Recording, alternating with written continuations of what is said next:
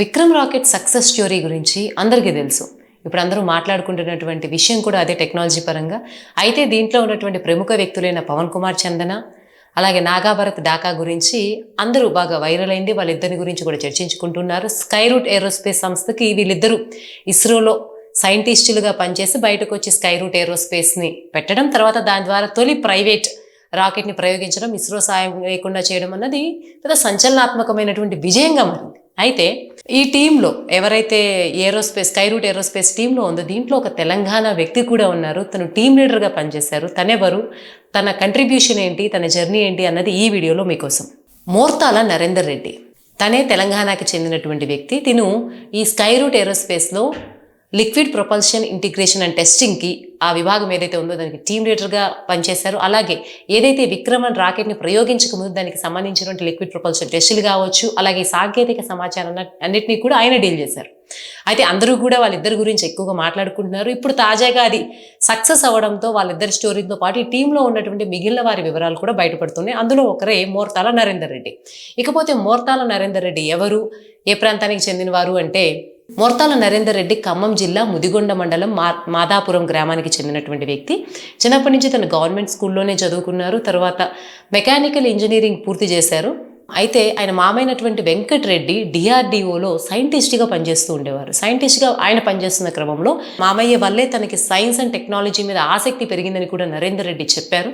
దాని తర్వాత తన మెకానికల్ ఇంజనీరింగ్ అయిపోయిన తర్వాత 2 years డిఆర్డిఓలో సాంకేతిక సేవలు అందించే దాంట్లో అంటే టెక్నికల్ డిపార్ట్మెంట్లో ఒక 2 years పనిచేశారు. 2 years పనిచేసిన తర్వాత అప్పటికే స్కై రూట్ ఏరోస్పేస్లో ఉన్నటువంటి ముఖ్యమైన మెంబర్స్ పవన్ కుమార్ చందన కావచ్చు, నాగాభరత్ డాకా వాళ్ళు అప్పటికే ఇస్రోలో పనిచేసి తాము సొంతగా స్కై రూట్ ఏరోస్పేస్ని ఇద్దరు కలిసి స్టార్ట్ చేశారు. స్టార్ట్ చేసినప్పుడు ఇతన్ని కూడా తర్వాత తీసుకోవడం జరిగింది. సో ఇతను ఈ లిక్విడ్ ప్రొపల్షన్ ఏదైతే ఉందో దానిలో టీం మొత్తాన్ని ఆయన హ్యాండిల్ చేశారు. సో ఒకవైపు చూసుకుంటే విక్రమ్ రాకెట్ ఎందుకు సక్సెస్ అయింది, దాన్ని గురించి ఎందుకు మాట్లాడుతామో కూడా అందరికీ తెలిసింది. ఎందుకంటే ఇప్పటి వరకు భారతదేశ చరిత్రలో ఇస్రో సాయం లేకుండా, ఇస్రో టెక్నాలజీ వాడకుండా ప్రైవేట్ భాగస్వామ్యంతో ఒక్క రాకెట్ని కూడా కక్షలోకి ప్రవేశపెట్టినటువంటి చరిత్ర లేదు. ఇంకా చెప్పాలంటే చైనా, అమెరికా లాంటి దేశాలు కూడా, ఇప్పుడు ఎలాన్ మస్క్ లాంటి వాడు కూడా స్పేస్ ఎక్స్ ద్వారా ప్రయోగించినప్పుడు కూడా మొదటి ప్రయత్నంలో ఎప్పుడూ సక్సెస్ కాలేదు. అలాంటిది విక్రమ్ రాకెట్ అనేది మొదటి ప్రయోగంతోనే, అది కూడా ఒక ప్రైవేట్ కంపెనీ హైదరాబాద్లో స్టార్ట్ చేసి ఇద్దరితో, ఇంకా చెప్పాలంటే పై కనిపిస్తున్న ఇద్దరు ఇస్రో సైంటిస్టులు బయటకు వచ్చి చేయడం అనేది సంచలనాత్మకంగా మారింది. సో అందులో ఉన్నటువంటి నరేందర్ రెడ్డి గురించి ఈరోజు ప్రత్యేకంగా ఎందుకు చెప్పుకుంటున్నామంటే, తను యంగ్స్టరు ప్లస్ తను పనిచేసింది కూడా డిఆర్డిఓలో ఇంజనీరింగ్ తర్వాత 2 ఏళ్ళ తర్వాత ఇంత పెద్ద ప్రాజెక్ట్ తను చేయడం, అది ఇంత పెద్ద సక్సెస్ అవ్వడంతో ఇప్పుడు తన పేరు కూడా ఇప్పుడు బాగా వైరల్ అవుతుంది. అతని గురించి కూడా అందరూ చర్చించుకుంటూ ఉన్నారు. విక్రమ్ రాకెట్ అని ఏదైతే ప్రయోగించారో అది ఇప్పుడు 350 kgల బరువునైతే తీసుకెళ్లగలదు. మళ్ళీ విక్రమ్ రాకెట్ 2ని కూడా తీసుకొచ్చే దిశగా ఈ టీం వర్క్ చేస్తూ ఉంది.